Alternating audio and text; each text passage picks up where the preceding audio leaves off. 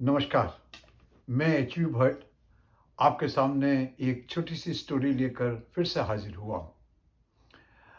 एक बार क्या हुआ कि एक आदमी ने सारी ज़िंदगी बहुत पैसा कमाया और पैसा कमा करके और उसने बहुत से सोने के ज़ेवरात बनाए, सोने के आभूषण बनाए और सारी ज़िंदगी उन आभूषणों को इकट्ठा करते-करते एक बार ऐसा हुआ कि उसको लगने लगा कि अब इतने सारे आभूषणों को मैं एक साथ कैसे सँभालूँ?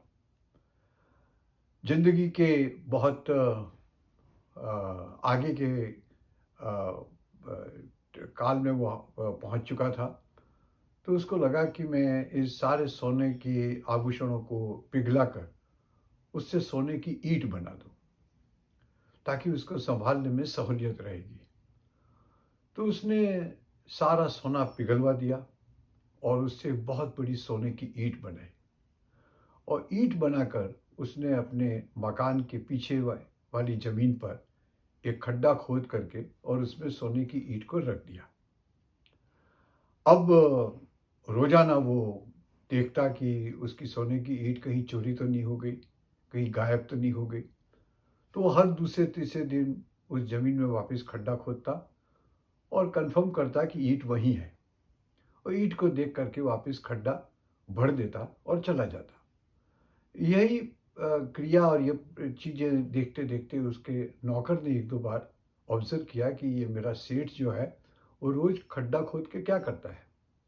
उसको उसने काफ़ी नज़दीक से ऑब्ज़र्व किया और एक दिन उसने उसके नौकर ने वो ईंट खड्डा खोद करके रात को चुरा ली। जब दूसरे दिन वो सेठ जब अब खड्डा खोद के अंदर देखता है तो सोने की ईंट नहीं है। तो वो ज़ोर-ज़ोर से रोने लगा, विलाप करने लगा, चिल्लाने लगा। तो आस-पास के लोग इकट्ठे हो गए और उन्होंने कहा कि क्या हुआ? तो उसने सारी कहानी बताई कि उसने सारे आभूषणों को सोने की ईंट में कन्वर्ट कर दिया था और उसको यहाँ छुपा दिया था। तो काफ़ी लोग उसके प्रति सहानुभूति प्रकट करने लगे, उसको सांत्वना देने लगे। लेकिन उनमें से एक जो बुद्धिमान व्यक्ति था उसने कहा इसका सिंपल रास्ता ये है कि तुम ईंट की जगह एक बड़ा-सा पत्थर रख दो और उसको मिट्टी में ढक दो। तो उसने बोला ये क्या बात हुई? इससे क्या होगा? कि वैसे भी तुम्हारे लिए वो सोने की ईंट तो पत्थर ही थी, क्योंकि वो तो किसी काम आ नहीं रही थी। अब आप ईंट रखो या पत्थर रखो, उसका तो कोई काम था नहीं।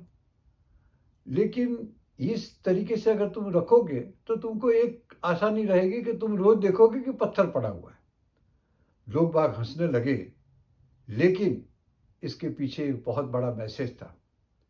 मैसेज दोस्तों ये है कि अगर आपके पास प्रॉपर्टी है, जायदाद है, सोना है, सोने की ईंटें हैं, लेकिन अगर उसको आपने इस्तेमाल में नहीं लिया, उसको आपने सर्कुलेट ही नहीं किया, उससे आपने कोई समाज सेवा नहीं की, उससे आपने किसी समाज का भला नहीं किया, उस संपत्ति का क्या मतलब? वो तो पत्थर के बराबर है।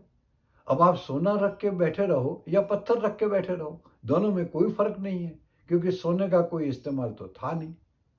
इसलिए दोस्तों मैं इस कहानी के बेसिस के ऊपर एक the moral of the story बताना चाहता हूँ कि आपके पास अगर पैसा है तो उसको अच्छे तरीके से समाज के लिए, लोगों के लिए, उसके अपनी संपत्ति को अच्छे काम के लिए इस्तेमाल करने के लिए यूज़ किया जाना चाहिए। न कि सिर्फ़ खड्डा खोद करके ईंट की तरह सँभाल के रखा जाए। इससे 2 फ़ायदे होंगे। एक तो ये होगा कि आपकी संपत्ति सुरक्षित रहेगी।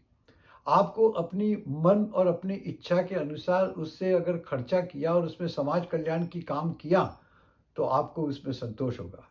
जबकि अगर सोने की ईंट को सिर्फ़ खड्डे में सँभाल करके रखा, तो ये आपके लिए हमेशा के लिए चिंता का एक विषय बना रहेगा कि उसको मैं प्रोटेक्ट कैसे करूँ, उसको मैं कैसे सँभालूँ, उसको मैं कैसे ज़माने से और दुनिया से बचा के रखूँ।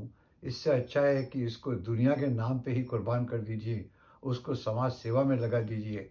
और अगर आप बिज़नेसमैन हैं, तो एक चीज़ और इसमें आपको समझने जैसी है कि मनी पैसा जो है वो पैसे को बनाता है। पैसा सँभाल के रखने से उसकी वैल्यू बढ़ती नहीं है, उसकी वैल्यू दिन-ब-दिन कम होती जाती है। इसलिए अगर आपके पास पैसा है, तो उसको बिज़नेस में लगाइए, उसको सर्कुलेशन में रखिए, ताकि आप पैसे को बना सकें।